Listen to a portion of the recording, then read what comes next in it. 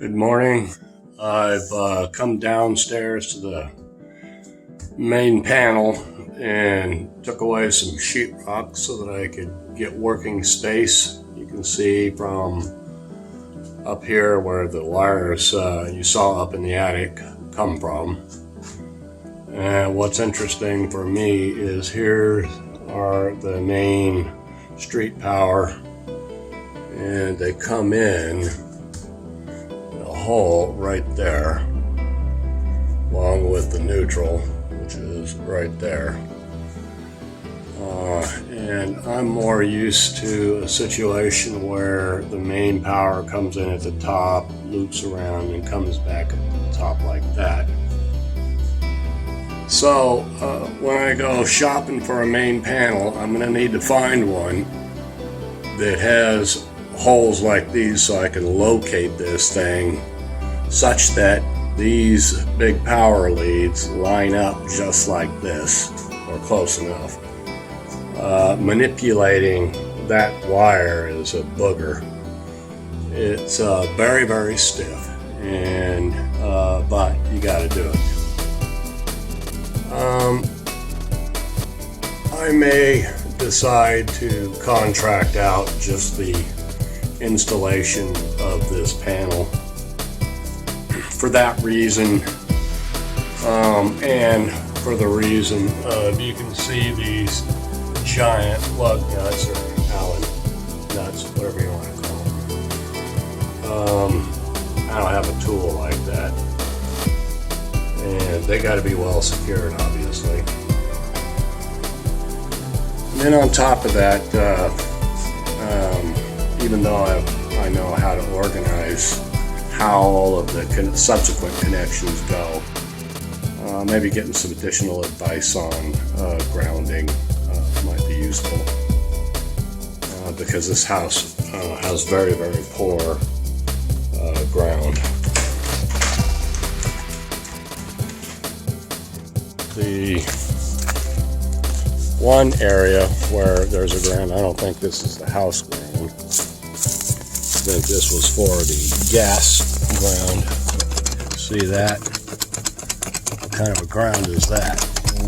Well, the answer is it ain't, but that's what its intent was.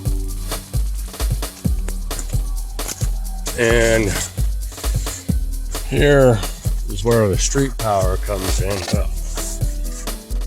From right up there down to this meter, and then right in this area is where the big lines turn into the house and come in where you saw.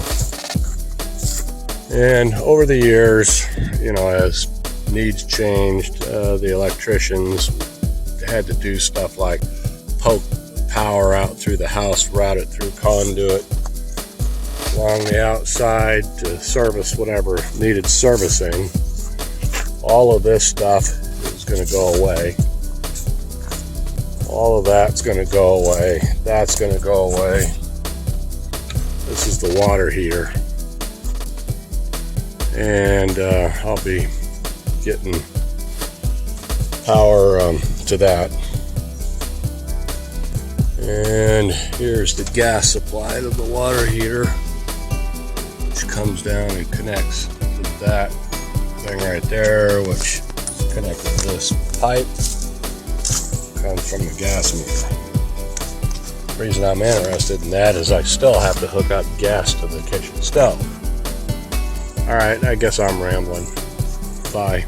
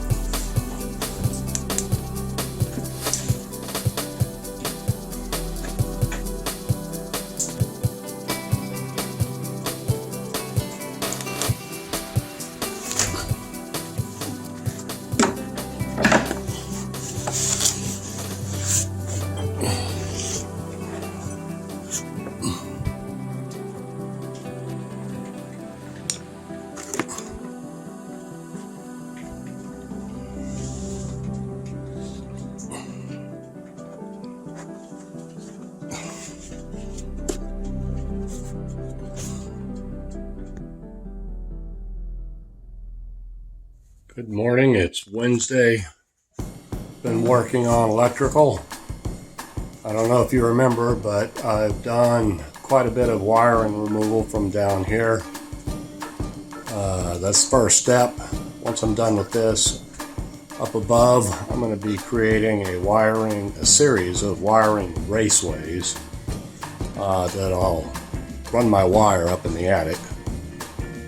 And while I'm at it, I've also removed all this stuff from the house. Over the years, that was pretty much the only way they could get wiring changes, was to run it through conduit to wherever they needed it. But we're getting rid of all that. Well, I've pretty much gotten rid of all that. So today I'm getting started on removing wire and starting to build up the raceways. We'll see you. It's Wednesday afternoon. I'm in the attic. It's hotter than holy hell. Lordy. And I've installed this stuff. This is going to be my wire chase. The reason I decided to do that was I couldn't get a definitive answer about what inspectors will or won't pass when it comes to running wires on top of the joists. So I installed this, and I installed the same thing that runs along over to there where the wires dip into the house into the circuit breaker panel. Once I'm done running all my wires, I'll probably have about 14, 15 separate runs through here. I'm probably going to stack them too high. And then I'm going to add runners along the way, and then maybe every 24 inches a block that holds the whole thing together and keeps the wires protected. They're stapled to the chase. I don't think the inspector is going to have a problem with that. If he does, I'll punch him right in the nose. Okay, talk to you later. Bye. Well, it's the afternoon, and I thought I would just do an update here. Everything's removed from the panel now, except for this right here, which I just added. I made use of an existing breaker. It's a 20 amp breaker. I'm running 12-2 Romex back up through the hole. Goes way off over this way, and then comes down right over there, so that I've got construction power. And coincidentally, that may also end up being one of the countertop plugins. I think it's in the right location, but Cal and Katie will let me know if it isn't, and that's why there's a big loop of wire there, because if it's not the right location, I can easily move it. But I don't really care right now because I need construction power. But the implication of this is that there are 0 old circuits that are currently powered.